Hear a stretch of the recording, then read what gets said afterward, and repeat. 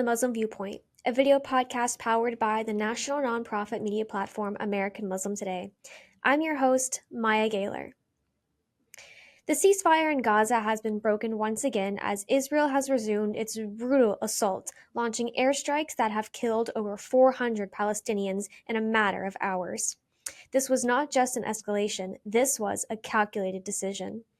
In the early hours of the morning, as families slept, as children dreamed of a world free from war, Israeli air raids tore through Gaza. Entire buildings were flattened, the screams of the wounded and the cries of grieving filled the air. The images coming from the ground, children pulled from the rubble, hospitals overflowing, entire families wiped out, are unbearable. And yet, Israel says it was necessary. Necessary to what? To force Hamas to release captives, to ensure security? According to reports, Israel had no intention of letting the ceasefire hold. It refused to commit in writing that it would not resume its assault. It walked away from negotiations that could have secured peace. Hamas, despite receiving only verbal guarantees from mediators, Egypt, Qatar, the US, agreed to continue talks. But Israel, backed by Washington, chose war. And what does the US do? It doesn't just look away. It aids and abets. The White House has consulted before Israel resumed its bombardment. U.S. weapons, U.S. dollars, U.S. political cover, all of it is fueling this. Meanwhile, Palestinian voices cry out for action. The UN's Human Rights Commissioner calls it adding tragedy onto tragedy. But statements aren't enough. Words mean nothing when bombs are falling. Doctors on the ground who entered Gaza during the so-called ceasefire describe the horrors they are witnessing. Dr. Sabrina Das, an OBGYN from the UK, came to train healthcare workers.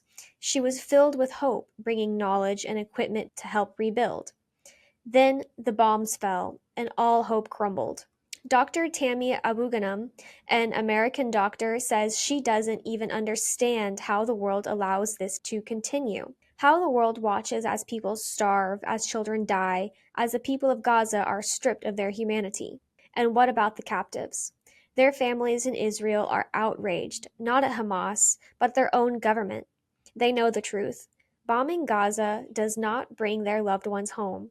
It only puts them in greater danger. Yet, Netanyahu pushes forward, knowing that war serves his interests, that chaos keeps him in power. So what do? We refuse to look away. We amplify the voices of Palestinians. We demand accountability from governments that enable these crimes.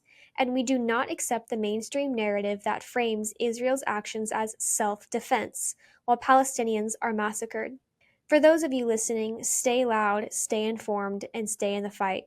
Gaza will not be forgotten. That's it for now. Thank you for joining me on Muslim Viewpoint.